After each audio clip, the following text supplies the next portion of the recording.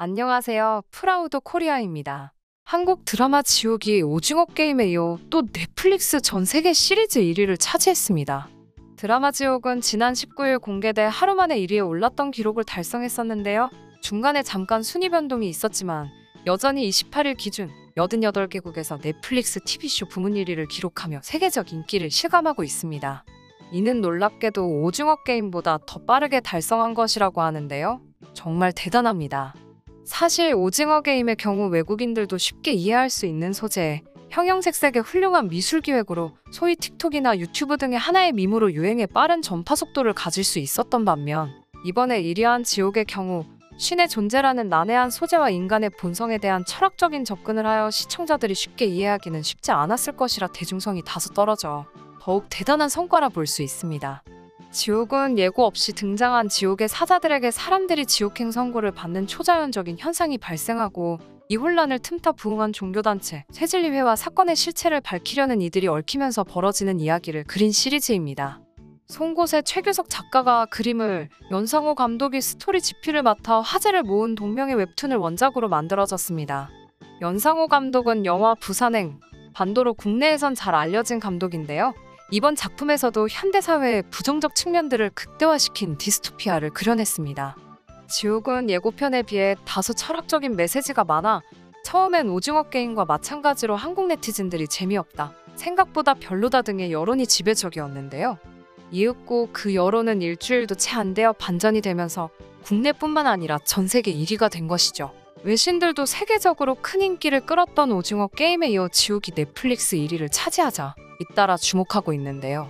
외신들은 세계적 열풍을 일으킨 오징어 게임과 비교 분석하며 지옥의 장기 흥행을 예상했다고 합니다. 먼저 CNN은 23일 올해 한국 드라마들이 끝내준다면서 지옥은 새로운 오징어 게임이라고 하며 지옥을 다크 판타지 장르 드라마로 소개했는데요. 넷플릭스 한국 드라마 지옥이 시청자의 마음을 사로잡고 있다고 극찬했습니다.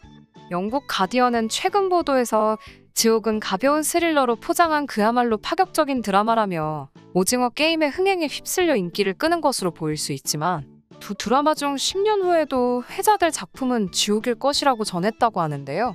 가디언은 오징어 게임이 한국 드라마를 시장의 주류에 확고히 자리 잡게 했을 뿐만 아니라 비영어 콘텐츠의 글로벌 흥행 가능성을 보여줬다면서 지옥이 제2의 오징어 게임 정도로 치부되지 않았으면 한다. 이 드라마는 그 자체로 가치가 있으며 오히려 오징어 게임보다 좋다고 극찬했습니다. 이어 지옥은 인간의 경험이 얼마나 나약한지를 비추고 우리에게 모든 것이 완전히 무너지는데 많은 것이 필요하지 않음을 상기시킨다며 오징어 게임보다 내용이 어렵고 재미는 덜하지만 모든 캐릭터가 탄탄한 스토리를 갖고 있다. 시청자들은 등장인물 각각의 결말을 무겁게 받아들이게 된다고 전했습니다. 미국의 포브스는 벌써부터 현지 시각 27일 지옥 시즌2가 넷플릭스에서 제작될지 시점은 언제일지 예상하는 기사를 게재했습니다. 포브스는 영 감독은 웹툰의 다음 시즌이 내년 하반기 공개될 것이라고 예고했다며 드라마 역시 빨라야 2023년에 나올 수 있을 것이라고 얘기했는데요. 더불어 영 감독이 넷플릭스와 작업에 만족했기 때문에 시즌2를 넷플릭스와 함께하지 않을 이유가 없으며 넷플릭스 역시 영 감독과 시즌2를 만들지 않을 이유가 없다면서 벌써부터 시즌2에 대한 염원을 담아냈습니다. 미국의 연예 매체 버라이어티 또한 영 감독과 서면 인터뷰를 실었는데요. 버라이어티는 한 해 동안 한국에서 만든 높은 수준의 장르물들이 세계인의 아픈 곳을 찔렀다. 이런 장르물을 만드는 원동력은 무엇인가라는 질문을 했고 영 감독은 문화는 언제나 서로 영향을 미치면서 발전한다. 난 어릴 때 해외의 훌륭한 창작물에 크게 영향받았고 그런 경험이 나를 크리에이터로 성장시켰다면서 한국 콘텐츠에 대한 신뢰가 과거부터 층층이 쌓이면서 어느 시점에 폭발적인 자극제로 작용하고 글로벌 시청자들의 사랑을 받게 된 것 같다고 답했습니다. 그리고 세계에서 가장 인구가 많은 중국에서도 지옥이 오징어 게임 불법 콘텐츠처럼 또다시 인기를 끌고 있는데요. 중국은 OTT 규제 때문에 공식적으로 넷플릭스를 시청할 수 없으므로 현재 지옥공사라는 이름으로 중국어 자막이 달린 채 불법으로라도 유통 중이라고 합니다. 중국의 불법 시청은 정말 마음에 안 들지만 지옥의 인기가 대단하긴 한 것 같습니다. 한편 한국에 진출한 해외 온라인 동영상 서비스 사업자들 간에도 희비가 엇갈리고 있다고 합니다. 현재 국내에 존재하는 온라인 동영상 서비스 회사 중 가장 대표적인 회사로 넷플릭스, 애플TV, 디즈니 플러스를 들 수 있는데요. 29일 데이터 분석 솔루션 업체 모바일인덱스에 따르면 디즈니 플러스의 일간 시청자 수는 국내 출시일인 지난 12일부터 21일까지 59만여 명에서 40만여 명으로 32% 감소했다고 합니다. 애플 TV에 또한 마찬가지로 그렇다한 성과를 내지 못하고 있는 상황이라는데요.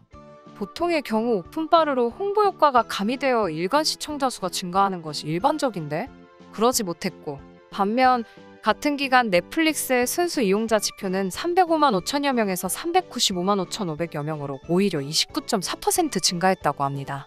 당초 넷플릭스의 해외 OTT 독점 체제는 디즈니와 애플이라는 해외 거대 지식재산권 업체 디즈니와 애플의 상륙으로 흔들릴 것으로 예상됐는데요. 아울러 넷플릭스는 국내에서 꾸준히 언급되고 있는 망이용료 분쟁과 구독료 인상으로 국내 일각에선 이에 대한 부정적인 시각을 내비치기도 했죠.